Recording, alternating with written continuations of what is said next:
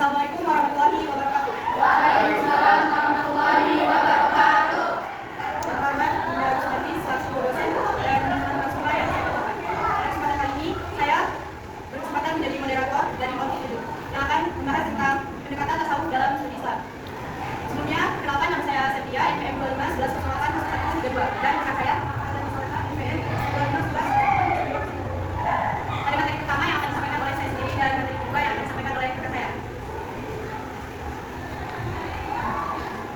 Pada kesempatan kali ini kami mengambil 4 rumusan masalah. Yang pertama, pengertian tasawuf.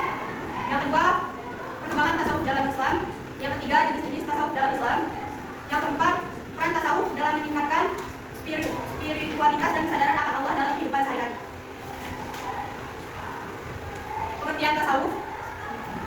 Tasawuf secara etimologis berasal dari bahasa Arab, yaitu tasawufa yang tasawufku. Selain dari kata itu tersebut, ada yang menjelaskan bahwa tasawuf berasal dari kata suf yang artinya berdomba.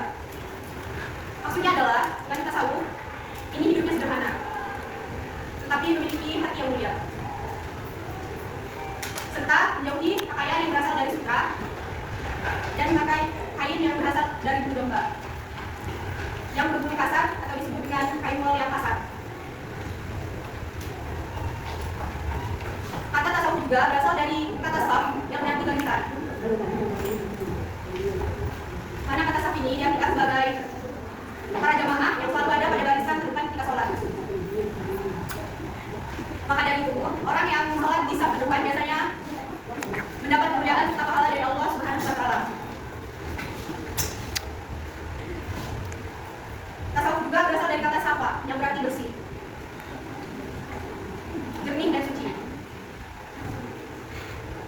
Mana tersebut bagian dari nama mereka yang memiliki hati yang bersih. Maksudnya adalah mereka menyucikan diri di hadapan Allah Subhanahu wa Ta'ala melalui latihan rohanian seperti melaksanakan sholat, mengkaji diri, dan melakukan ilmu pada kerohanian hingga mencapai kesucian hati pada dirinya. Namun penulis mengambil beberapa pendapat dari para ahli tasawuf juga memiliki beberapa pengertian. Syekh Abdul Qadir Al-Jailani berpendapat tasawuf adalah mensucikan hati, melepaskan nafsu dari pangkalian dan akhwat,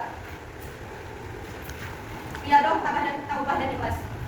Al-Junaidi berpendapat bahwa tasawuf adalah kegiatan membersihkan hati dari yang mengganggu perasaan manusia, memadamkan kelemahan, menjauhi keinginan hawa nafsu, dan mendekati hal-hal yang diridhoi oleh Allah. Syekh Ibnu Al-Jibah menjelaskan tasawuf sebagai ilmu yang membawa seseorang akan bisa dekat bersama dengan Tuhan Yang Maha Esa melalui pensucian rohani dan melaksanakan amal soleh. Haji Muhammad Amin Syukur berpendapat bahwa tasawuf adalah latihan dengan kesungguhan atau riyadoh, mujahadah, untuk membersihkan hati, mempertinggi iman, dan memperdalam aspek kerohanian dalam rangka mendekatkan diri manusia kepada Allah. 5 ciri-ciri umum tasawuf, yaitu memiliki nilai-nilai moral. Berarti orang yang paham akan moral, dia mempelajari tentang tasawuf, tapi tidak semua. Yang kedua, pemenuhan panasirna dalam realisasi mutlak. Yang ketiga, pengetahuan intuitif langsung. Yang keempat, timbulnya rasa bahagia sebagai karunia Allah dalam diri sufi karena sudah tercapainya makaman atau biasa, disebut makam-makam atau tingkatan. Yang terakhir, penggunaan simbol ungkapan yang biasanya mengandung pengertian harfiah dan tersirat. Terlepas dari banyaknya pengertian tasawuf yang sudah saya sebutkan tadi dan yang dinyatakan oleh para ahli, dalam beberapa pandangan secara umum dapat disimpulkan bahwa secara umum tasawuf adalah mensucikan diri dengan menjauhi pengaruh kehidupan, tapi tetap bersosialisasi.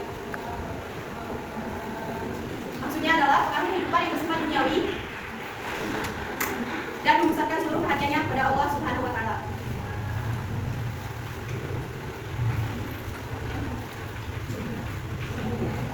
Dalam tasawuf akhlaki ada beberapa ajaran di dalamnya, di antaranya zuhud, sabar, tawakal, ridho, dan termasuk qanaah. Dalam tasawuf akhlaki ada beberapa ajaran di dalamnya, di antaranya adalah zuhud, sabar, tawakal, ridho, dan termasuk qanaah. Yang dimaksud dengan zuhud adalah benci meninggalkan sesuatu. Dalam tasawuf, zuhud dibagi menjadi 3 tingkatan. Tingkatan pertama yaitu menjauhi dunia agar terhindar dari hukuman akhirat. Tingkatan kedua, menjauhi dunia dengan menimbang amalan di akhirat, menimbang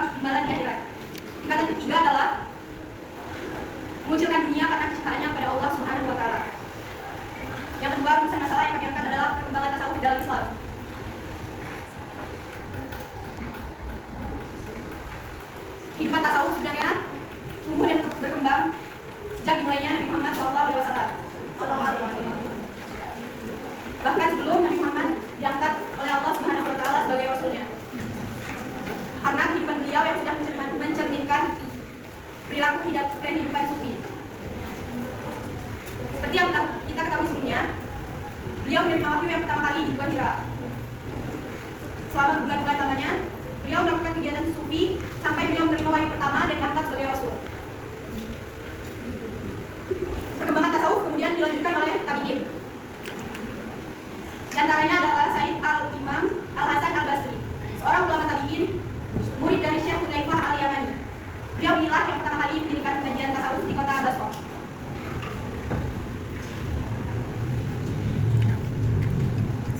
Pada abad berikutnya, tasawuf semakin berkembang sejalan dengan perkembangan agama Islam. Bahkan pertumbuhan agama Islam hingga Afrika, Asia Kecil, Asia Timur, Asia Tengah, sampai negara-negara yang berada di tepian lautan Hindia, hingga negara kita Indonesia. Semuanya dibawa dari Islam, dari kalangan tasawuf. Dan materi selanjutnya yang akan disampaikan oleh rekan saya.